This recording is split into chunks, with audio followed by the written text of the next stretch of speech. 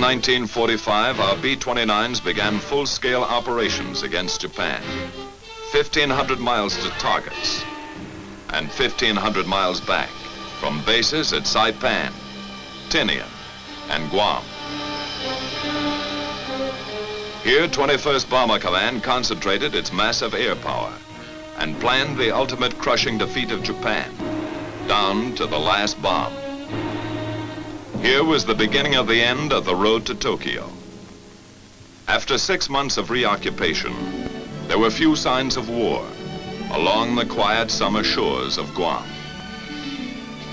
The liberated Chamorros were back in their clean native villages, American citizens again, smiling and friendly, unaware that a miracle had happened around them. A miracle that moved mountains of material, equipment, and supplies across the Pacific, that changed their dirt roads into broad highways, that manicured their jungles into acres of black-topped airfields. And nearby, new communities of American citizens had set up housekeeping with various types of self-service. The latest labor-saving devices, few laundry problems, and no modern inconveniences. By midsummer, 21st Bomber Command was in business. Big business. Under General LeMay's direction, the long arm of Bomber Command began punching the enemy with appalling power. From Guam, Tinian, and Saipan, 600 plane missions increased the bombing weight 100% in 2 months. Behind this expanding power was planning. The LeMay plan began on the ground with maintenance. Assembly line technique cut engine change time from 3 days to less than half a day. In shops and hard stands, ground crews worked day and night during the blitz weeks to keep more B-29s on the line. By July, LeMay's Bomber Command is an efficient, well-oiled, well-drilled machine of destruction. Here's a vital cog of that machine, 11 men and a bomber. While they wind up for action, let's find out where they're going and some of the things they're going to do and why and with what. How do they set up the longest, toughest bomber mission in history?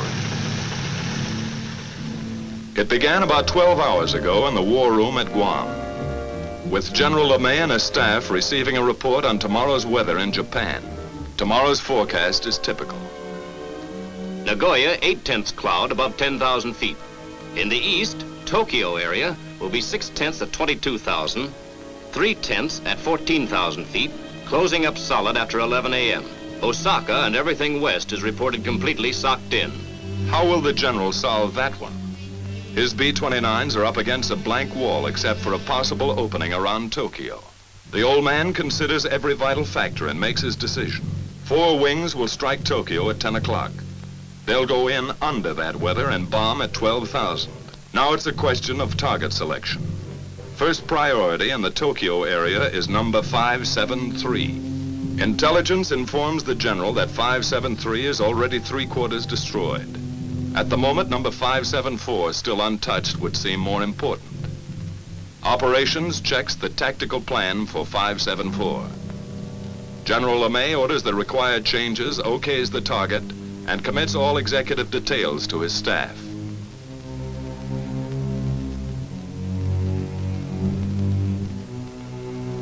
Operations, with his Deputy Chief of Staff and Project Officer, goes to work setting up the changes. In that plans folder is a mountain of preparation by special sections of intelligence and operations. 1,000 hours of research. Collated facts and figures have been distilled into Tactical Plan 574. Aircraft will assemble as briefed with 3 groups of P-51s for escort. Smoke markers at 1-minute intervals will be dropped by lead planes to expedite departure from assembly point. 1 squadron each wing will carry M47 incendiary clusters. Balance of squadrons, 500 and 1,000-pound GP bombs fused a quarter-second nose and tail. Altitude of attack, 12,000 feet. Planes of 314th Wing will carry capacity fuel loads of approximately 7,300 gallons per plane. Calibrated airspeed of 210 miles per hour will be flown by all aircraft on bombing run. Radar landfall 3450 north and 140 east will be the same for all planes to afford a good land-water contrast checkpoint. The Navy is requested to furnish the following facilities for air-sea rescue purposes. 3 surface vessels to proceed to positions X. 4 submarines assigned to lifeguard duties at positions Y. 2 Dumbos to orbit at stations Z. 4 B-29s will orbit as super Dumbos at the following positions. Each section of the plan is double-checked. To supervise certain aspects of planning, Lieutenant Colonel Catton, a former lead crew pilot, was recently brought over to staff as project officer. This officer's extensive combat experience now helps to iron out operational kinks. He will accompany this mission to observe new smoke signals at assembly point. A field order is now dispatched to the wings. Takeoff time is flashed to the controller, who coordinates the vast network of communications gathered here at the heart and nerve center of command. Here in the control room, status panels and a mission board are maintained to show at a glance the countless up-to-the-minute details of all daily operations. Prior to takeoff, each mission is set up on the board to afford a visual progress of the flight, from takeoff to target and return. Colored yarns, one for each wing, are laid out to indicate the flight lines, which pass close to Iwo Jima, the halfway point.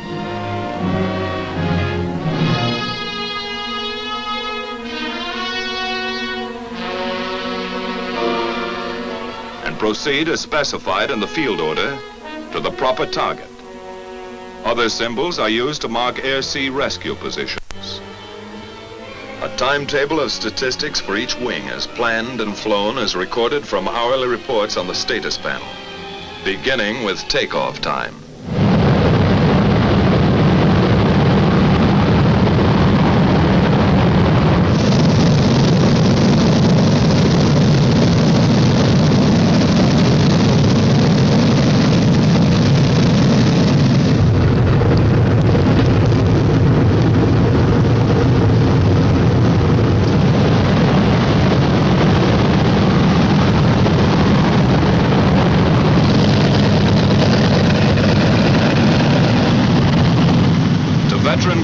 It's just another day's work.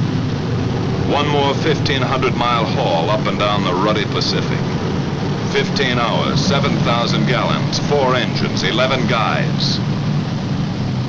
Knock wood. A water jump across 20 degrees of the globe. A continent of ocean. Destination, Tokyo.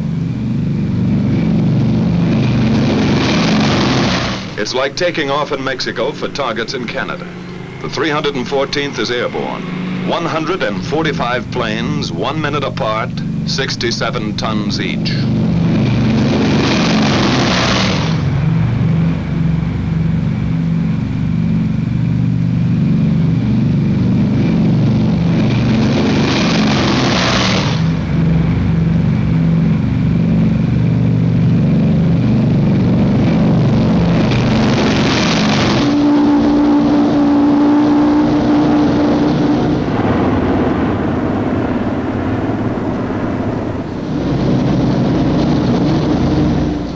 B-29 takeoffs are a tough sweat.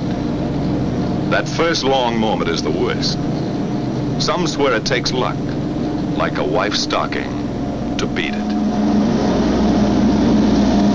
At Tinian, 100 miles north, 2 more B-29 wings prepare for takeoff. 134 aircraft from the 58th wing. 100 more from the 313th wing. At Saipan, a few minutes later, the veteran 73rd wing lines up for takeoff. 153 more bombers are added to the mission striking force.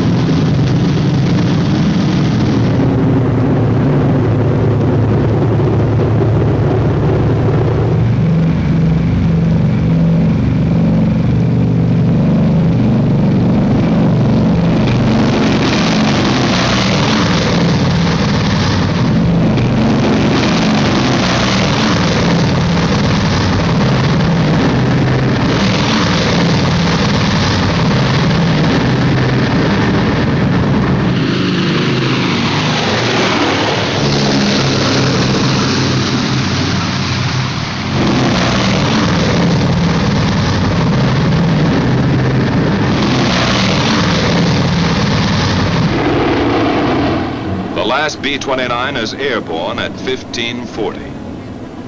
The tower at Saipan relays this information to the controller back at Guam. First and last takeoff times of each wing are recorded here and go to make up the first of a series of tabulated mission reports.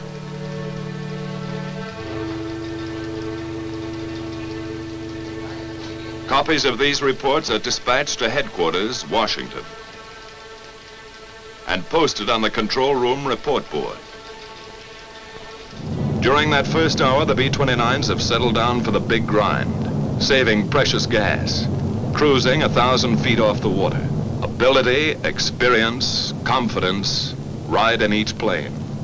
A plan of action for 11 men trained and tested to function as one. The navigator sets the course, logging island checkpoints as they climb past the Northern Marianas. Pagan, Assumption, Morgue, the Pohores. After about 4 hours of flight, the bombers pass close to Iwo Jima, the hot rock, a black, gritty pork chop halfway to Honshu. 8 square miles bought and paid for by our Marines. We made some quick changes, cutting away that sulfurous volcanic crust and rolling Iwo's surface into one enormous flat top. 3 big airstrips now launch our P-51s for bomber escort over Japan. General Moore and his staff of 7th Fighter Command run the show and direct all air-sea rescue operations in close collaboration with Bomber Command. A last-minute briefing check, just to make sure today's fighter escort knows all air-sea rescue positions. Out on the line, General Moore's P-51s are warming up for the longest fighter flight on record.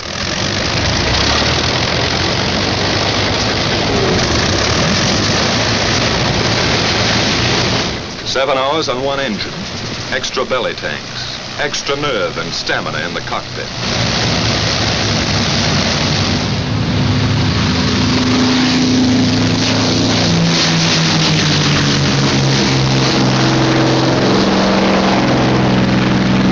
About the time our bomber wings are passing Iwo Jima, the pea shooters are taking off, scheduled to join them 3.5 hours later off the shores of Japan.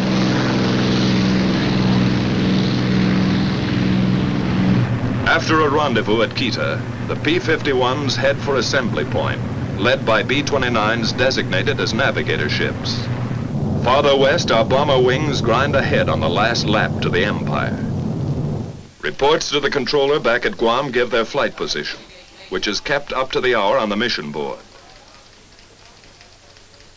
Still at low altitude, the B-29s are approaching the bad weather belt, where unreported storms and cold fronts appear suddenly across the bomber course. Pilot to crew, we're going to start our climb. Check oxygen equipment.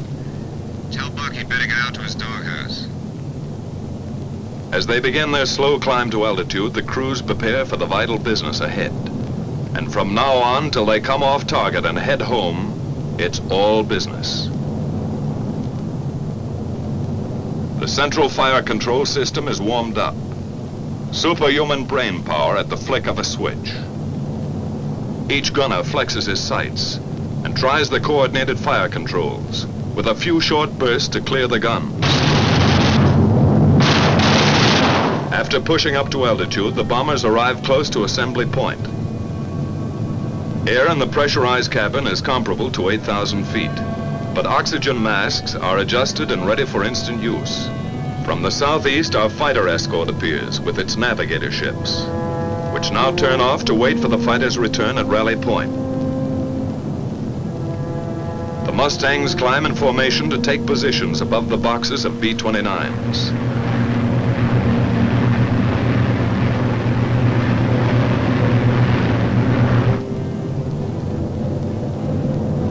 Lead bombers begin to circle, dropping the new smoke markers for assembly. The project officer observes this part of the tactical plan in action. From various zone positions, the groups separate and form on their lead ships in 9 or 11 plane waves. which head for initial point. The big parade is on.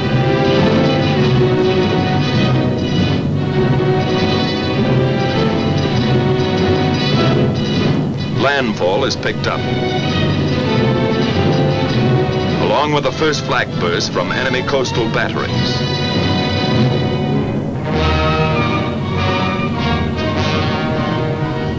Fujiyama, the familiar white beacon, marks the turn for initial point. Flak becomes heavier and more accurate.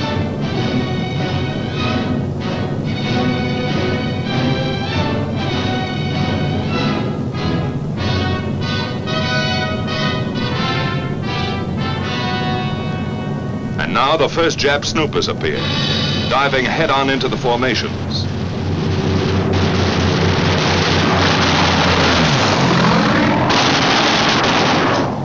Some are suicide fighters trying to ram our bombers. Other Jap fighters drop phosphorus bombs, set to explode in front of the oncoming B-29s.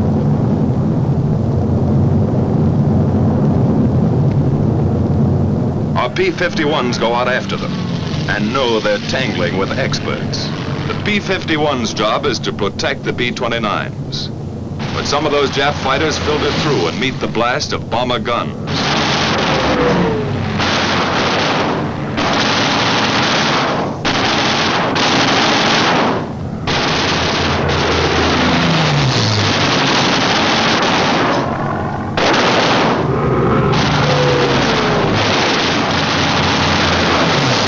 Tail gunner pleads with a nip fighter to come in a little closer.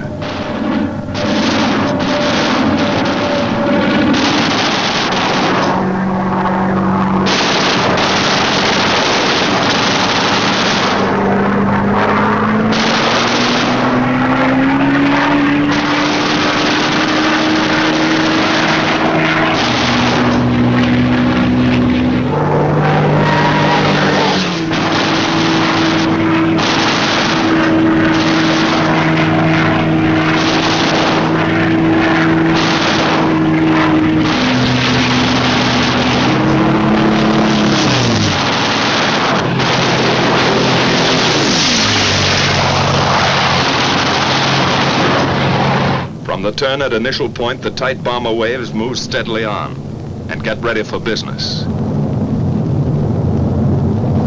Flak and fighters fall off. But those clouds are beginning to close in, and it looks worse ahead. Then just east of Hachioji, the Tokyo area breaks clear. The bombardiers begin to draw a bead on 574. Their planes sit tight for the bombing run. Here's where we pay off.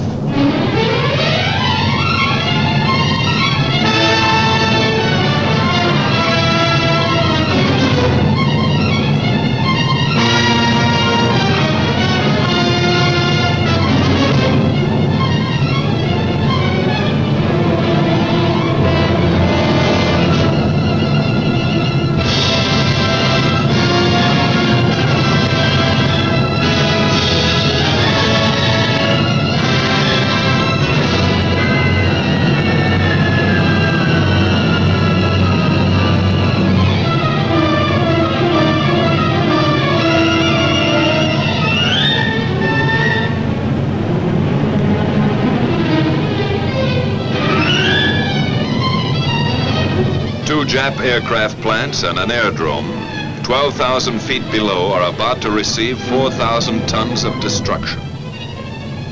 The first waves of B-29s have already found their objective.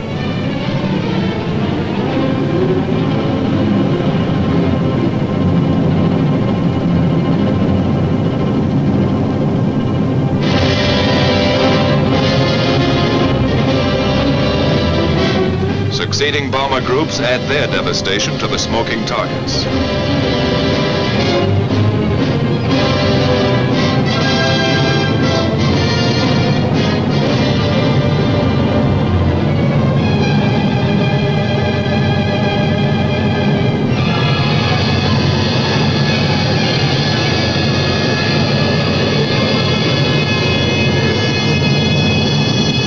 Tactical Plan 574 is now an accomplished fact. The bombers turn and go downwind, across the burnt acres of Tokyo. Close-up cameras show the scars of those spectacular fire strikes last March. 51 square miles of LeMay treatment. Across the bay, and a tailwind speeds them south, down the Chiba Peninsula. This is fighter country. With the first call on the intercom, our Mustangs peel off and go to work again.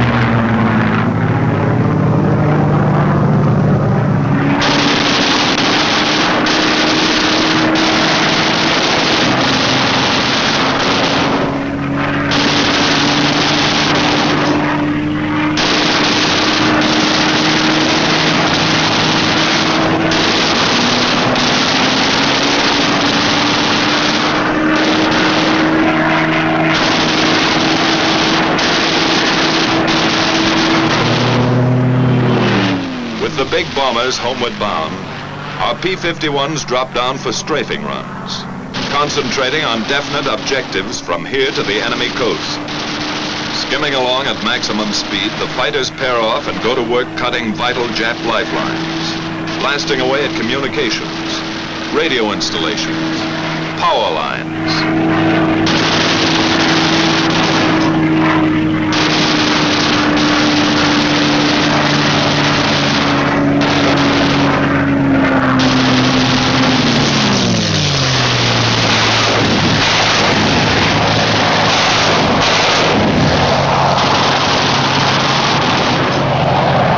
Swooping down on enemy transportation, railroads, marshalling yards, small suburban factories.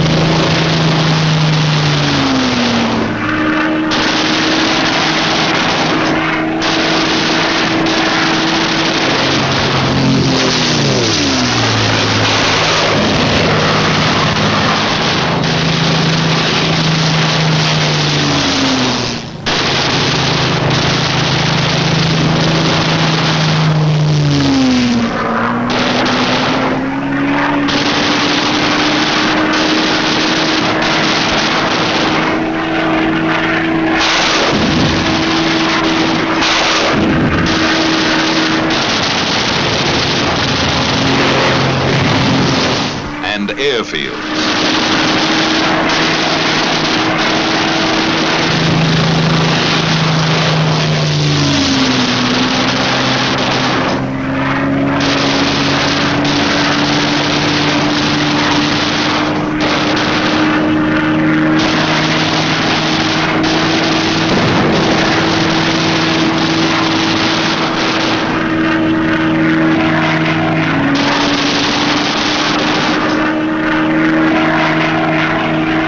Then on to shipping targets.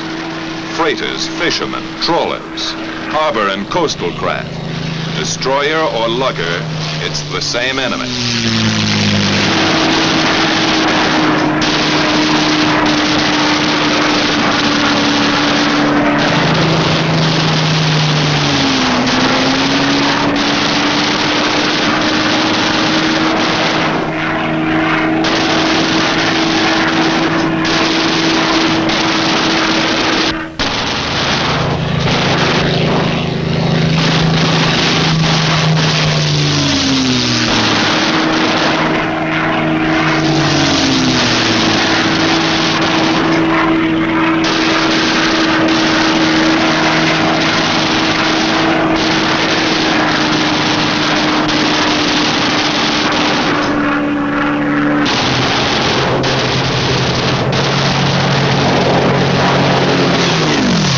After strafing, our fighters climbed back to Raleigh Point and the waiting B-29 navigator planes.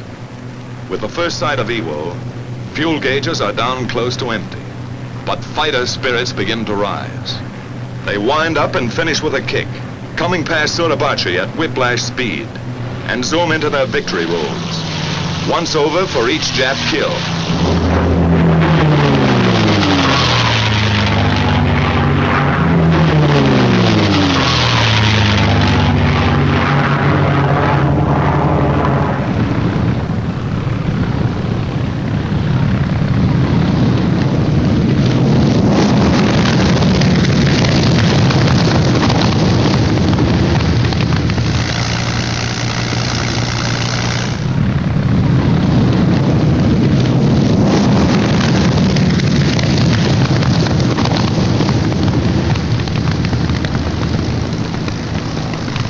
After the last fighter groups are in, all hands sweat in those first limping B-29s. That runway is a beautiful sight as they let down with engines out, low in gas, or beat up by flak and fighters.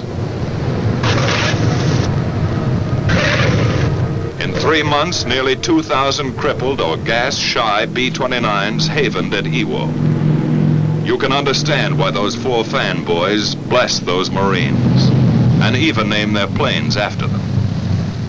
The lucky ones are fueled and depart for home bases in an hour. But Iwo still has its hazards. Weather can turn this station into a hopeless daymare. Fog and quick overcast often blacks out the airstrip during these crucial periods. That means orders to bail out. Or with luck, a B-29 might drop in for a copybook ditching.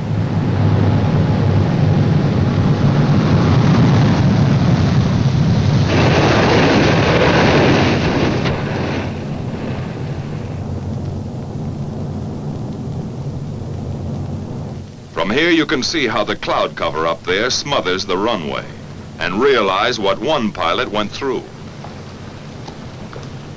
Sometimes a battle-scarred bomber staggers back to Iwo, only to flatten out at the last heartbreaking second.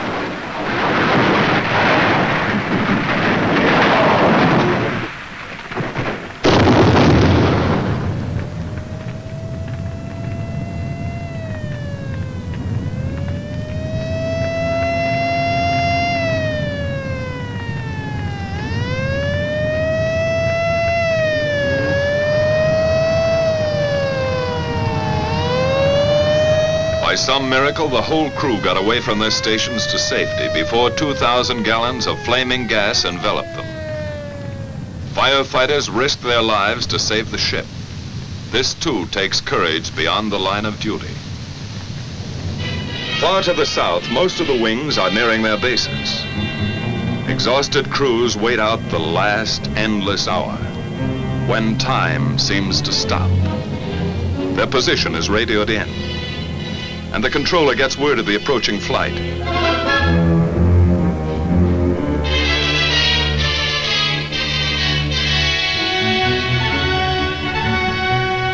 At last, the familiar Arianas appear on the horizon.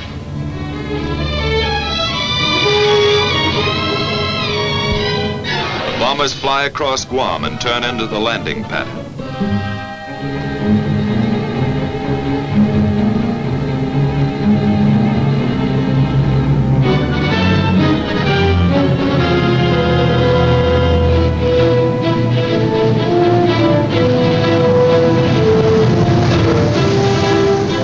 15 hours ago, they left the other end of that runway. It's a pleasure to be back. A pleasure to roll on solid, familiar blacktop.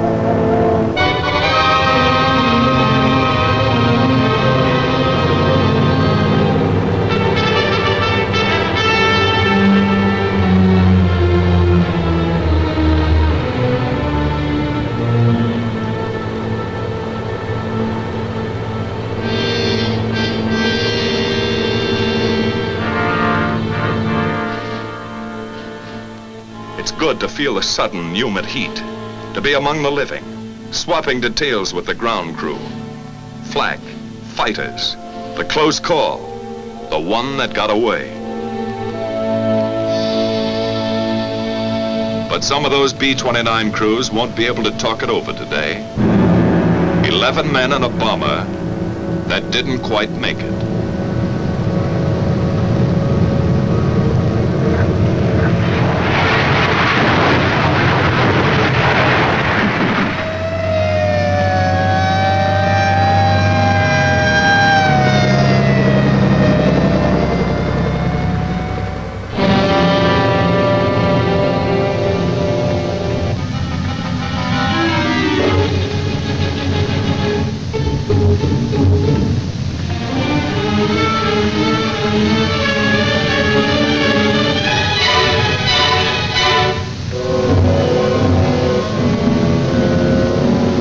Rescue squads tear away the hot metal.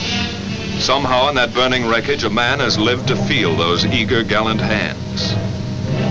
1 life saved and 10 lost. That's part of today's toll.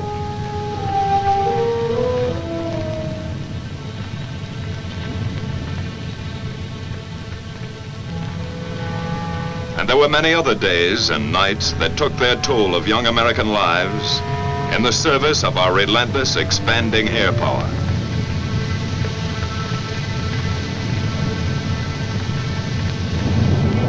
By the end of July, our B-29s had all but obliterated the enemy's ability to make war. 1,000-plane missions were going to hit Japan with twice the monthly tonnage that ever fell on Germany.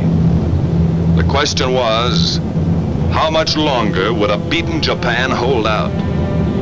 In August, we made a test that never was applied to Germany. While great land, sea, and air forces gathered for the last invasion, our B-29s dropped 2 atomic bombs.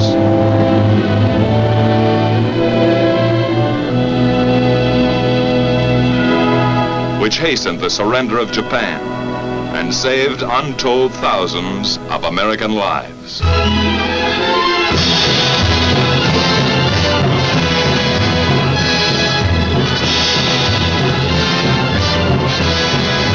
So the mission of our air forces, which began nearly 4 years ago, was accomplished.